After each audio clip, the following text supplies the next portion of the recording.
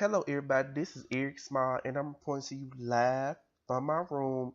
And I just want to come in and talk about Screen Queens, y'all. I know that I'm kind of late with talking about it and everything, and I know everybody just been like, "Oh, Screen Queens," and I mean, like, I think I looked up on the blogs and everything, and they were sitting up there saying like, "Oh, Screen Queens ain't that important and everything." Like it's a mediocre. They had mediocre ratings and everything, and only 5 million people watching. But this is my thing here. This is a good show, and everybody just ain't got wind of it yet. Just like American Horror Story started off like, you know what I'm saying? Like I watched American Horror Story since the first beginning, and now that it's grown into the show that it is now, and everybody's watching it now. I think that's how Screen Queen's gonna start off and everything. But just like when they have like all the celebrity appearances and everything, just it's starting out. It's just a baby now. But wait till it just forms into a show that everybody can watch. So let's go ahead and get into it and everything. And I want to do like a different place to review my videos and everything. So I'm deciding to do like my little favorite picture, having in the background and everything. If y'all can see it. Okay, so let's go ahead and start off. Now this episode, the season final of Screen Queens, was very good and everything. Is oh Lord, no, okay. And we finally found out who the killer is. And if ain't nobody watched it now, this is a spoiler alert.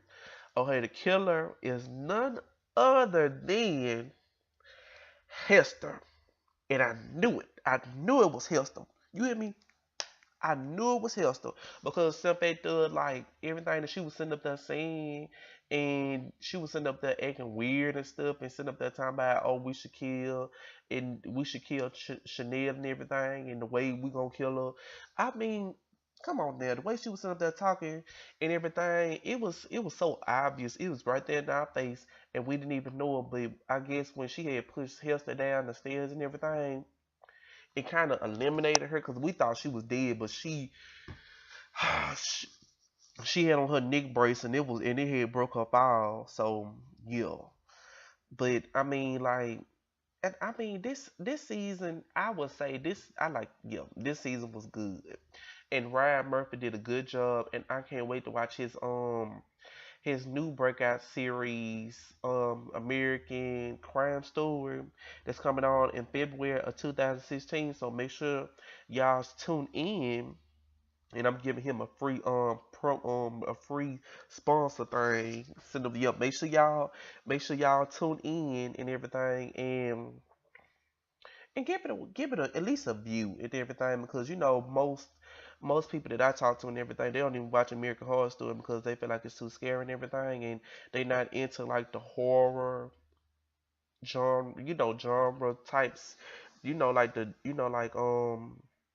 scary, anything scary basically. But aside from that, American Horror Story is not scary, and Scream Queens ain't that scary anyways. It's like mostly comedy and everything, but I love comedy and I love horror, so I'm both in. So the Scream Queens, it started off like you got Grace sitting up there talking to Pete and everything, and they sitting up there going back and forth, and Pete was sitting up there talking about he was in cahoots with both of the killers before we even know who the killers was. Well, we knew who one of the killers was, but we didn't know who the other one was. And he was sitting up there like, "Oh, I did it for you" and everything, and he was sitting up there saying when Boone had killed the security guard, he actually saw it and didn't tell nobody. So Grace had told him you could have saved a bunch of people.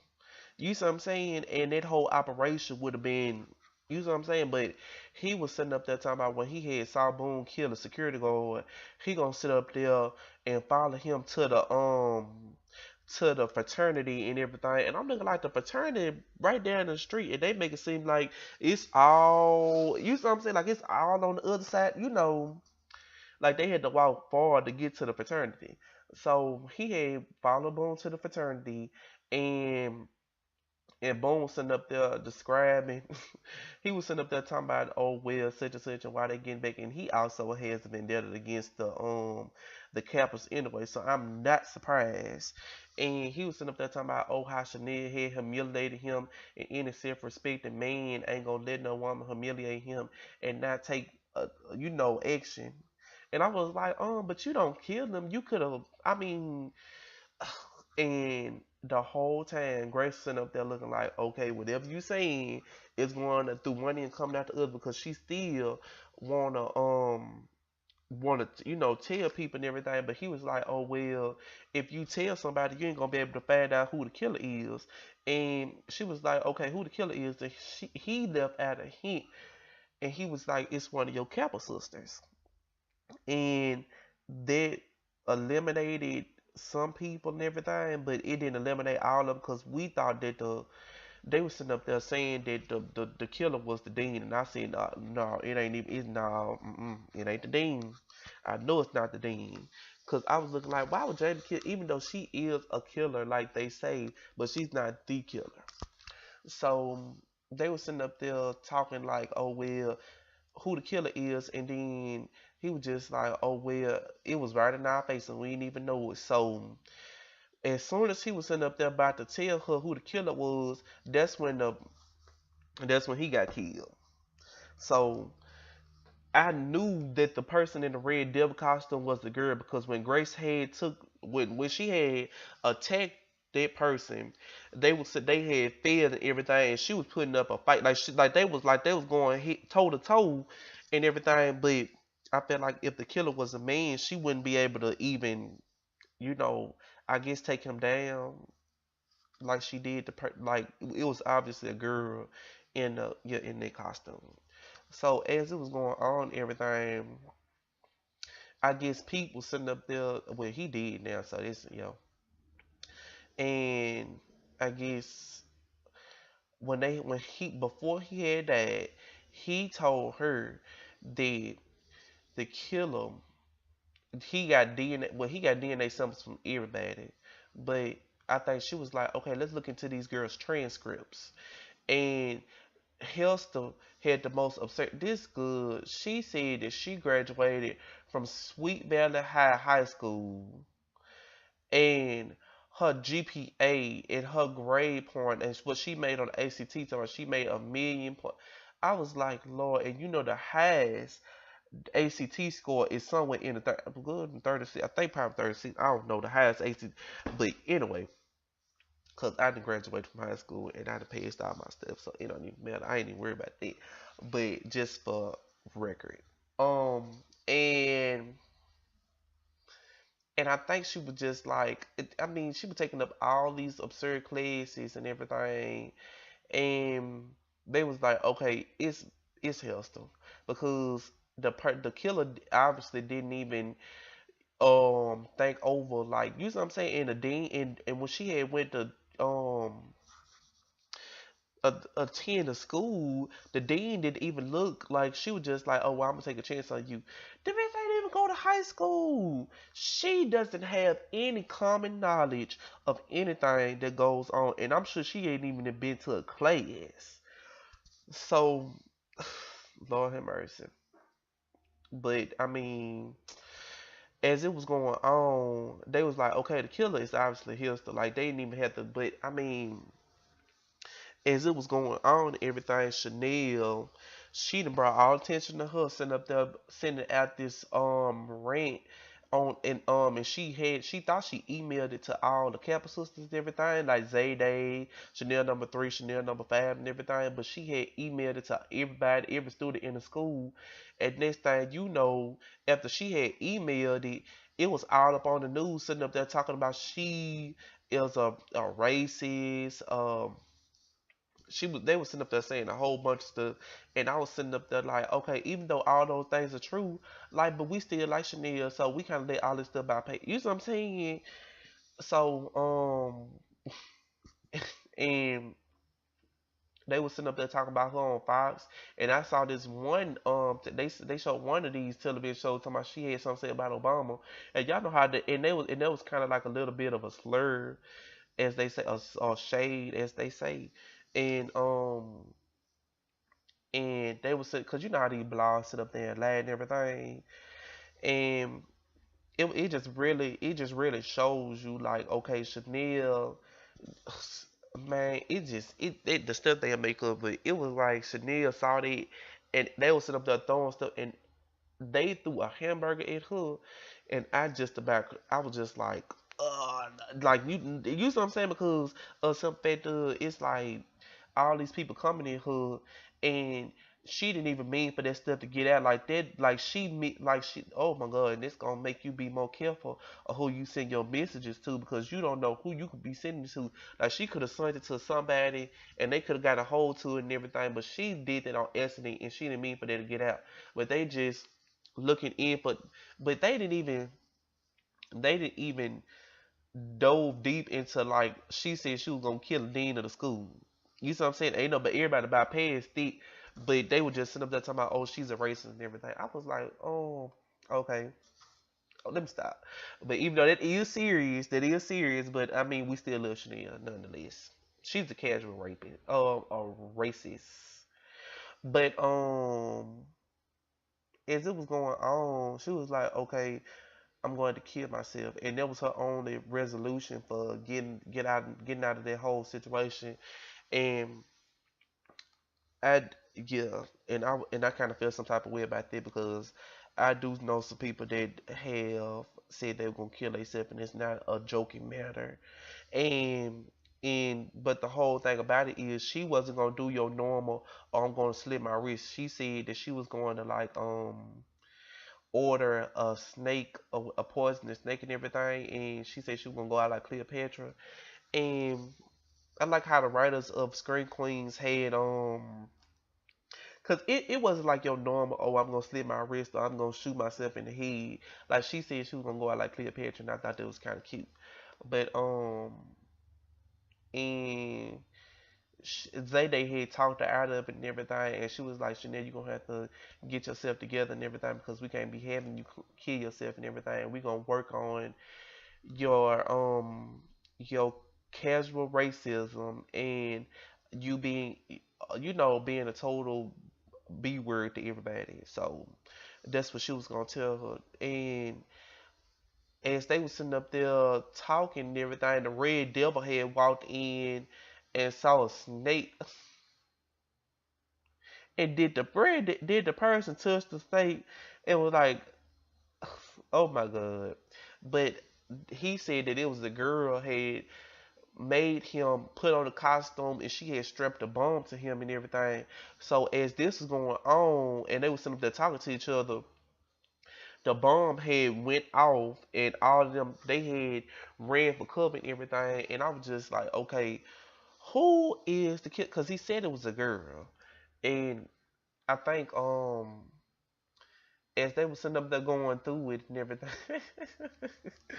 Chanel number 5 was sitting up there.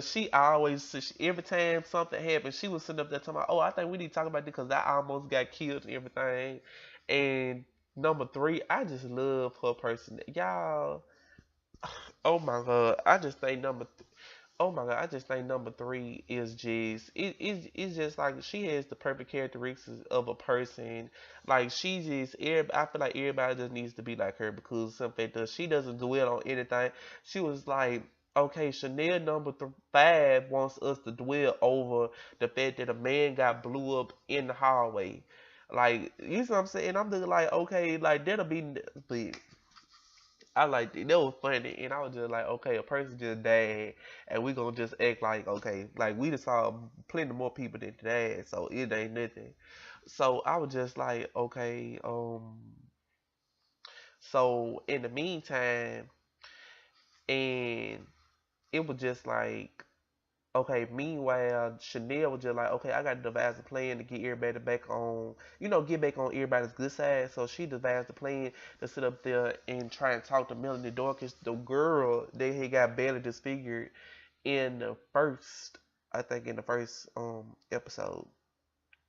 So as they were sitting up there talking and everything, Chanel was sitting up there talking to the man, and he was like, "Oh well, Melanie doesn't have company because if they do, she still got she barely disfigured. Talking about she looked like Freddy.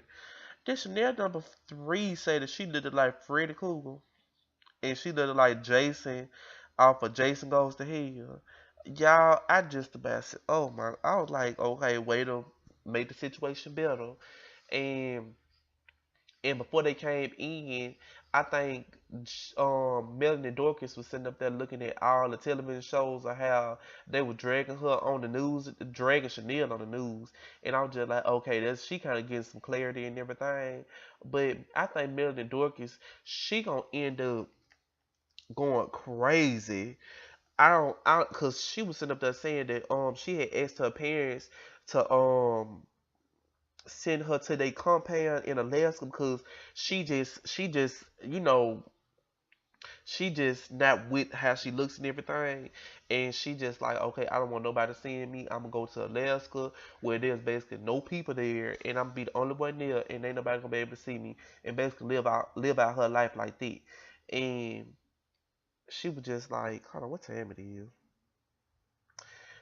Okay, so and she was sitting up there telling Chanel like, oh well, people that my family members that get sent here, they end up going criminally insane. So I'm guessing that if it's been when that season two of Scream Queens is gonna be like this whole summer camp theme, and I'm thinking that they throwing like little, I guess, Easter eggs, as they say. Like, okay, if they go to a summer camp and everything, it's gonna be like a whole Jason theme, and Melanie Dorcas is gonna come back is what it. You see what I'm saying? Like, as whatever, and she gonna be trying to kill people and everything, and she gonna be having her face all disfigured and everything. So I think that's gonna be like a little Easter egg of, I think, what season two is gonna be. But I mean this whole episode of Screen Queens was very good nonetheless. But I really don't know because some fact we found out who the killer was. The killer is Hester, and she was sitting up there devising a plan to try and get the Chanel's to take the blame for all the killings and everything, and she actually succeeded because some fact Denise Henfield is the chief of justice, and that's how she succeeded. Because any investigator would have saw this Chanel and Chanel number 3 and 5. They had nothing to do with the killings, and they have no motive to kill anybody. And the people that got killed, I mean, they was obviously the work of the baby done in the tube, and they just went far beyond the baby in the tube, and y'all just picking people at random and they taking blame for it. And when she said Chanel number 3, I'm like, oh no, oh no, that's blasphemy, that's blasphemy, mm-mm, mm-mm. Because some fact, she was like.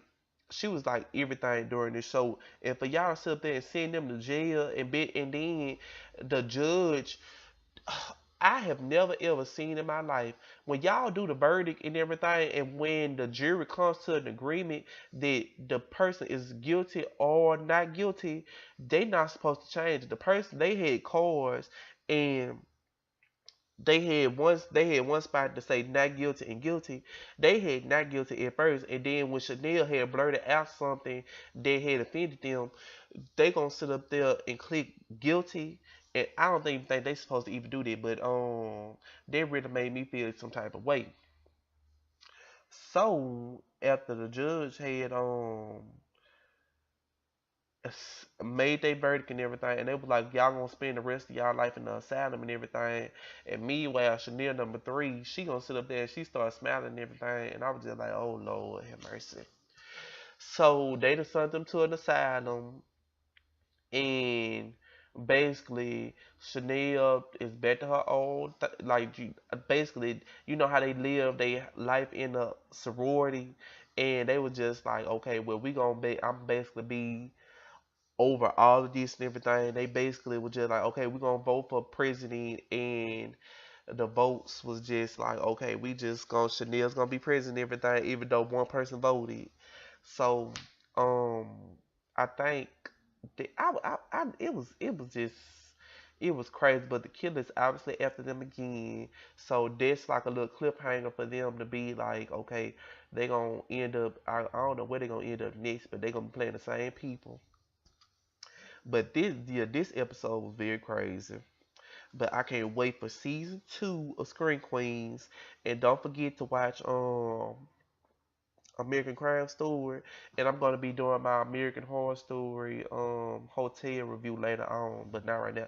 I got to eat me some pizza because I here just baked me some pizza, and I'm gonna be in here later to talk about American Horror Story um hotel. See y'all later. Ooh, y'all hear my stomach grinding. See y'all later.